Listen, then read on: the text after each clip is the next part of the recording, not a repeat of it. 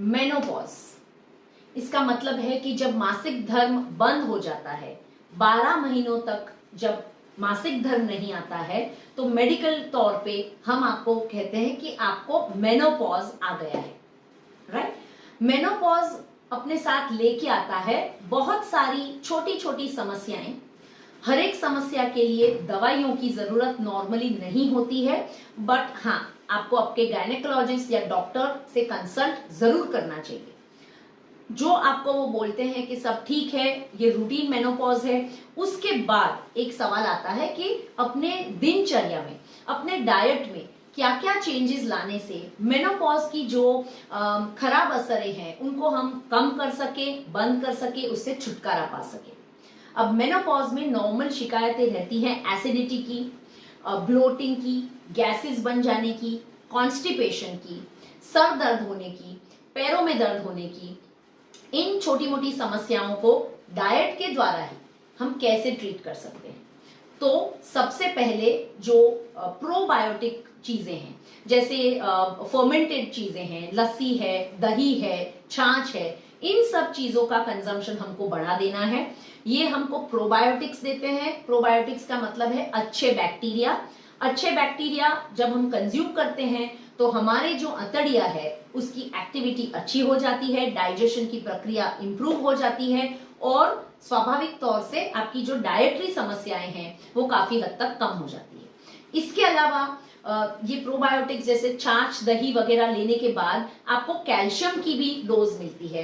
Menopause में हम सब जानते हैं कि कैल्शियम का स्तर, विटामिन D3 का स्तर कम होता है, हड्डियों में जो कैल्शियम का डिपोजिशन है वो कम होता है और हड्डियां कमजोर होने के चांसेस हो जाते हैं। तो ये जो कैल्शियम हम ले रहे हैं खाने की चीजों के द्वारा, वो हमको काफी हद तक ऑस्टियोपोरोसिस होने से भी बचाता है। इसके अलावा नेक्स्ट आता है कॉन्स्टिपेशन।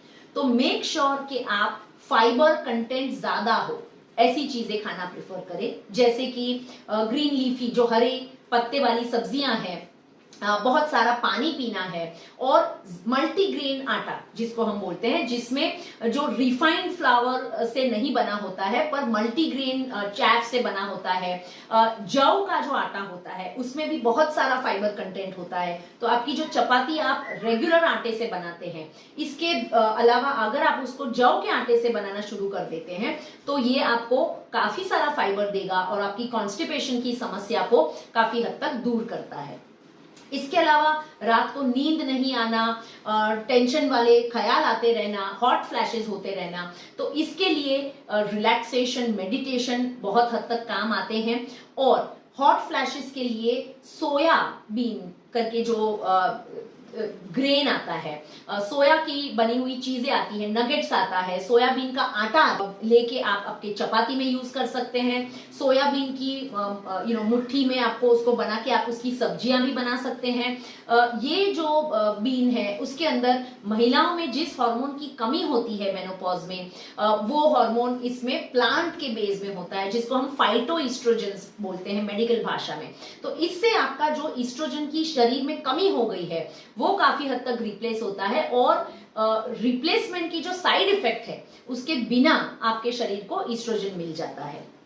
दूसरे जो सब्जियां होते हैं जैसे कैबेज है, कॉलीफ्लावर है, मतलब पत्ता गोभी है, फूल गोभी है, ब्रोकोली नाम की एक सब्जी आती है जो भी अभी बहुत कॉमनली अपने देश में भी मिल जाती है। तो ये सारी जो सब्जियां हैं इनको अगर आप ज्यादा कंज्यूम करते हैं तो काफी हद तक आपके शरीर में जो ईस्ट्रोजन या स्त्री हार्मोन की कमी हो गई है उस कमी को भी आप पूरा कर सकते हो और मेनोपॉज से रिलेटेड जो भी समस्याएं आप फेस कर रहे हैं उसमें काफी हद तक आपको राहत हो जाती है। उम्मीद करते हैं कि ये वीडियो आपको काम आता है, आप इसको यूज करते हैं और आपकी समस्या इससे दूर होती है। जो ये नहीं होता है तो हम एक कंसल्टेशन का नंबर भी आने वाले वीडियोस में रिलीज करने वाले हैं, उस पे आप पर्सनल कंसल्टेशन भी ले सकते हैं, हमारे डाइटिशियन से भी बात कर सकते हैं और कंसल्टेशन लेने के बाद आपके जो सिम्टम्स हैं, आपके जो प्रॉब्लम्स हैं उसमें आप राहत पा सकते हैं। जो आपको ये वीडियो पसंद आया, इसका कंटेंट काम आया तो कृपया लाइक, शेयर और सब्सक्राइब करना नहीं भूले। हम दूसरा वीडियो लेके जल्द आएंगे। Thank you.